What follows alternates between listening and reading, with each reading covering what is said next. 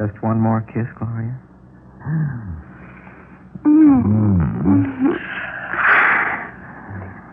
Oscar, you're so masterful. Talented, too. Want to see me tap dance? Oh, I'd love to.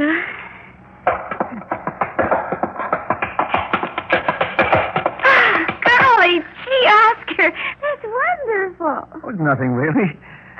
I hope she doesn't find out I'm 105 years old. The old goat. And just imagine, they wrote a story about him that you're going to hear on Theater 5.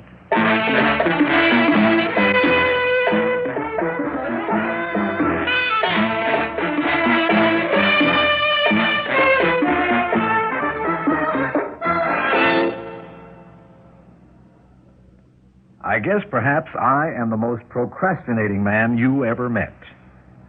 I didn't kill my wife until my 65th birthday.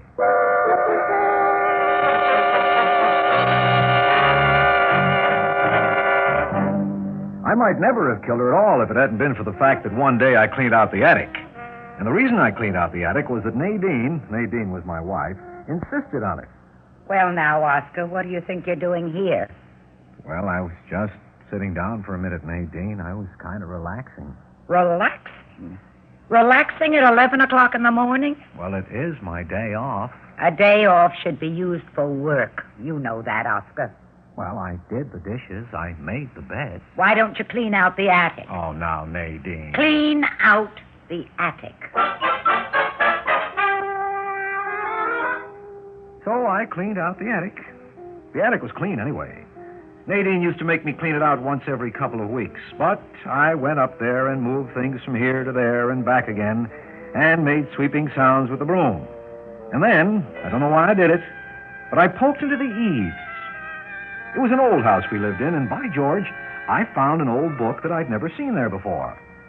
The title of the book was Magic Potions and Spells for Ye Complete Sorcerer. I sat down on the floor and started to read it. It was full of recipes. There was one recipe that interested me greatly, principally because of the directions that went with it. I read it over and over again. Well, reading. Oh, I'm sorry, Nadine. I haven't read more than a page or so. Well, stop reading this minute and get busy. And remember, I can hear downstairs whether you're working or not.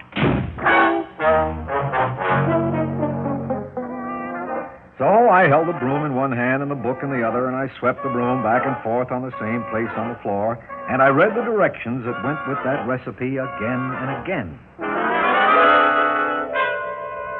not drink ye potion until thou hast firstly rid thyself of whosoever has caused thee discomfort. Only then shouldst thou mix and drink. Great wonders will follow, and thou shalt have what thou deservest from life. Well, aren't you finished yet? The rugs must be beaten. Nadine, you're causing me a great deal of discomfort. Well, I never.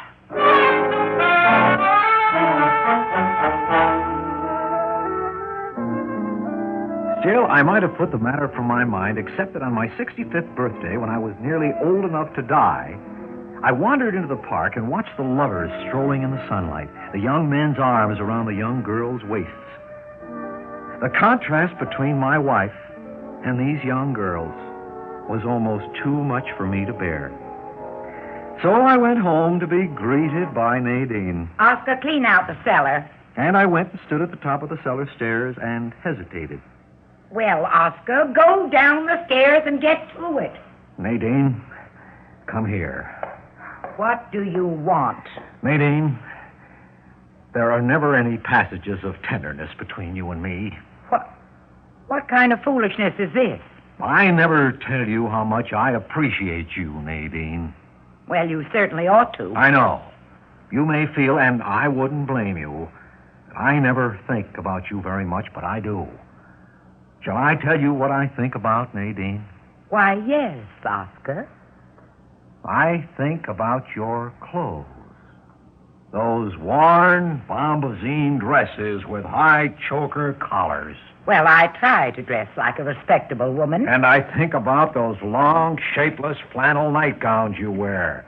And I don't know of another wife who bounds from her bed to greet each sunrise half an hour before it arrives, and then begins a filibuster against sin, which lasts until the hour you have appointed as a respectable bedtime, 9 p.m. Oh, you do remember that our bedtime is 9 p.m. The sound of your voice never leaves my ears. Oh, you're such a fine, sensible husband.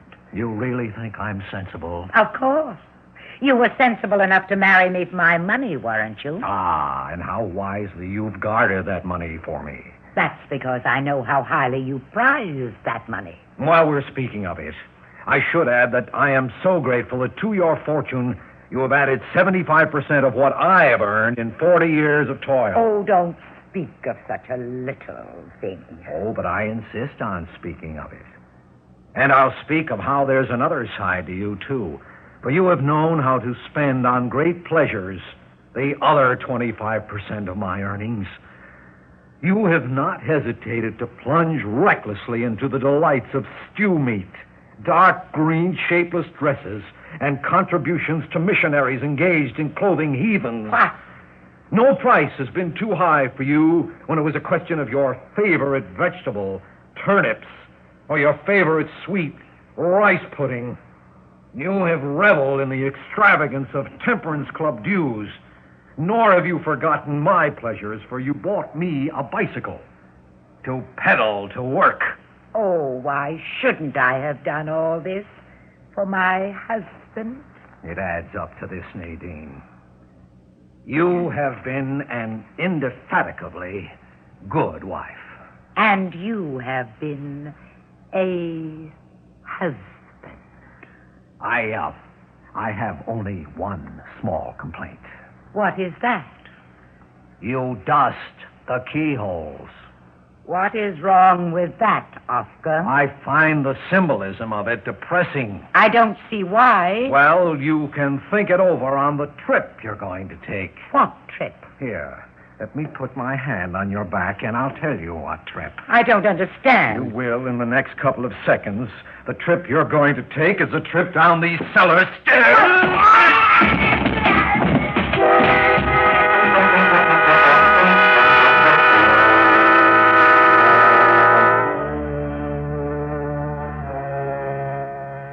After I had reported my unfortunate wife's unfortunate fatal accident to the police, I mixed the potion according to the recipe in the book I had found in the attic, and then I drank it.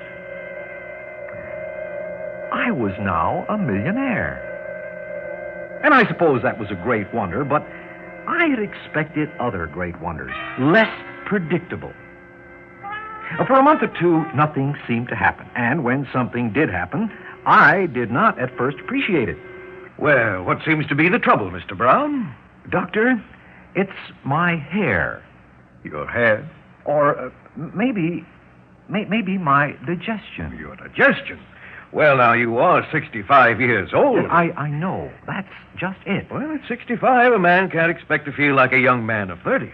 Well, I guess in a way it's my eyes mostly. Well, come now, Mr. Brown. First it's your hair, then it's your digestion, then it's your eyes. Now, which is it? Well, it's all of them, really. Doctor, what color would you say my hair is? Well, it's brown with gray in it. Not gray with brown in it? No. Well, it used to be gray with brown in it, and then it was gray without brown, but now it's brown with gray in it. What are you getting at? And then there's my digestion. Well, a little bicarb of soda. No, I don't need bicarb of soda anymore. That's just the point. My digestion is very good. It's most unsettling. Well, then what are you complaining about? My eyes. Well, what about them? Things blur in front of me. Well, we've already established that you're 65 years old. I can't see anything at all clearly unless I take off my glasses. Mr. Brown, you've had a tragic loss recently, haven't you? Yes. Well, I think you should try to put these things out of your mind. Brooding about your wife won't bring her back. Trying to pretend to yourself that you're younger than you are can only lead to overexertion and a possible heart attack. I'd suggest plenty of rest.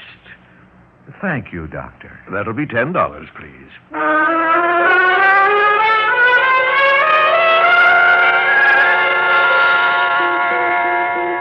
I left the doctor's office, and inside me there was a wild stallion of hope beating its hooves against my rib cage.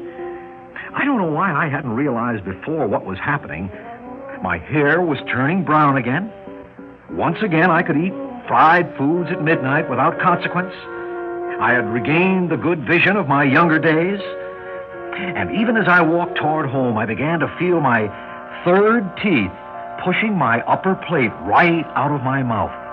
Great wonders indeed. I was growing backwards.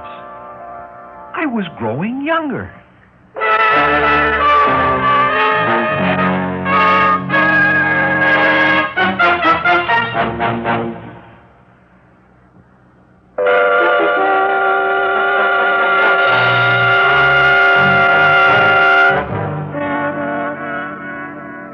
When a man finds that he's growing younger, it poses a problem for him. But I have heard of more unpleasant problems.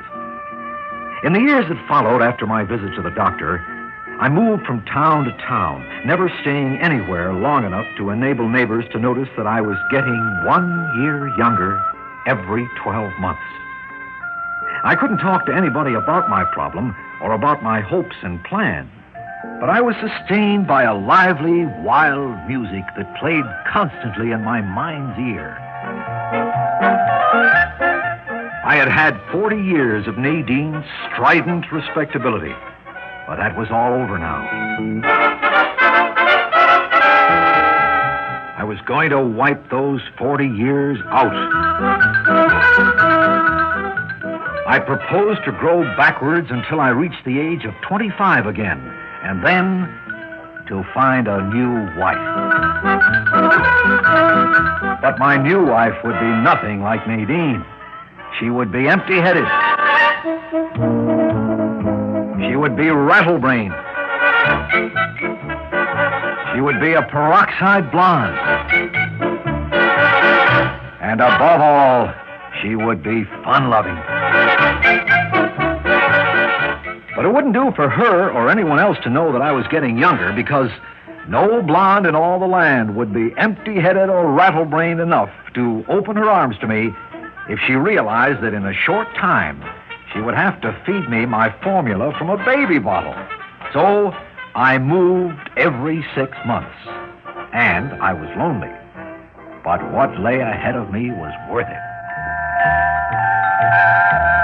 As I approached 30, I found it quite difficult to keep from winking at girls.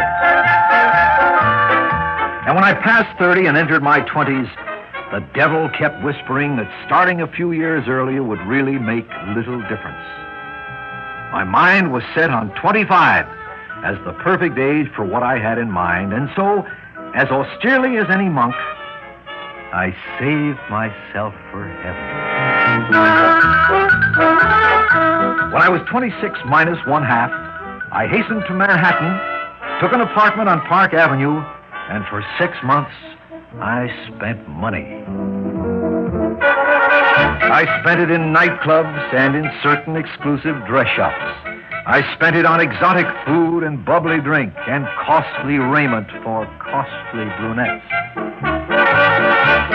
The brunettes, of course, were to rehearse with, for my 25th birthday was fast approaching now.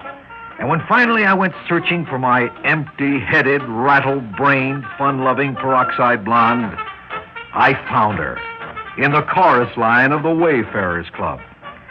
Her name was Gloria, and I do believe she fell in love with me at first sight of my wallet. At any rate, she sat with me at my table between portions. Howdy, Mr. Brown.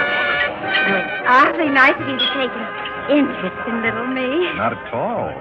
You're very beautiful, you know. Ah, You're just saying that. Because it's true. Oh, you. I like the way you talk. Such refreshing unoriginality. Oh, gosh, Mr. Brown. You sure are some flatterer. You don't know what your IQ is by any chance, do you?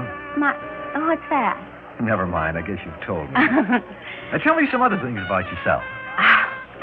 Well, you wouldn't think it to look at me, Mr. Brown, but I've had a very hard life. Oh. Mm-hmm. Daddy was a drunk. Mummy took in washing. Dear me. Well, she took in boarders, too, Mr. Brown. So, I ran away as soon as I could. I don't blame you. Oh, I guess I was always a dreamer. I wanted to improve myself. I wanted to find something better than I've been used to. Of course you did. I guess I've done pretty fine so far. It would certainly seem so. You're the prettiest girl in the whole chorus line. Oh, you. You have more fun here in New York, don't you? Oh, gosh, yes, Mr. Brown. Fun is what I have the most of. You know, it's a funny thing about being in a chorus line. You meet a lot of men, go to a lot of parties. You like parties, don't you? Oh, gosh, sure. There's always men at parties. You like men, too? Name me one thing that's kinder and nicer to a girl and gives her more presents than men. Well, only if you please them. Well, I just love to please men. Gloria, did you ever think of just pleasing one man for the rest of your life? Well, you'd have to be the right kind of man. I live on Park Avenue. Do you? Now? Well, I happen to have here in my pocket a list of the stocks that I own. Oh, gosh, Mr. Brown. How would you expect little me to understand stocks? Let's see it. Yeah, there it is. Oh, goodness gracious. American Tell and Tell. Gloria, Yes, Mr. Brown? will you marry me? Oh, gee whiz. Of course, Mr. Brown.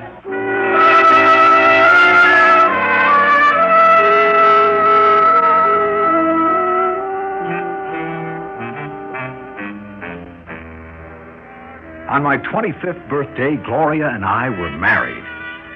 Our wedding night was quite different from the wedding night I'd spent so many years before with Nadine. The following day, I missed Gloria after lunch, and I went looking for her. I found her in the master bedroom, and I must say, the minute I opened the door, I got the shock of my 105 years.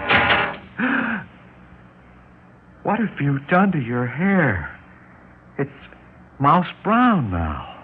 And that's what it will remain. I'm married now, so I can be respectable. Where did you get that dress you're wearing? Why, don't you like it? It's shapeless and it's dark green. Where did you get it? From my hope chest. Well, maybe we can get away with the kind of hair you've got, but those clothes will never do at the Wayfarers Club. No, we won't go to the Wayfarers Club any longer. From now on, we go to bed at 9 o'clock. Oh, I need a drink. No, I've thrown all the liquor out. There will be no strong drink in this house. Gloria, I And don't understand. incidentally, my IQ, it's 135. Oh, no. I've made an appointment for you tomorrow with Perkins and Daniels, a very conservative insurance company. They're going to give you a job. And you are going to work hard at it. You don't want to waste your life. I want a divorce. Oh, divorce is not respectable. And besides, you'll never have cause for divorce. I'm not that kind of girl any longer. And as for you, Oscar Brown, it's time you stop behaving like a schoolboy. In case you haven't noticed, your hair is getting gray. I looked in the mirror. She was right. I was getting gray again. I was growing older again like everyone else. The formula, as promised, had given me what I deserved for killing Nadine, just exactly what I deserved.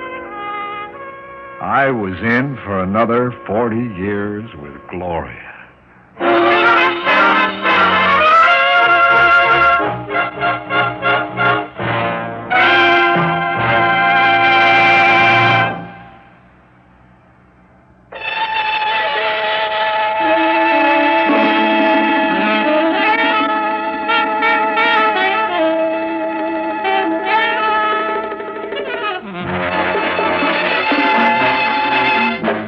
Theater 5 has presented The Second Chance, written by Robert Senadella and directed by Warren Somerville.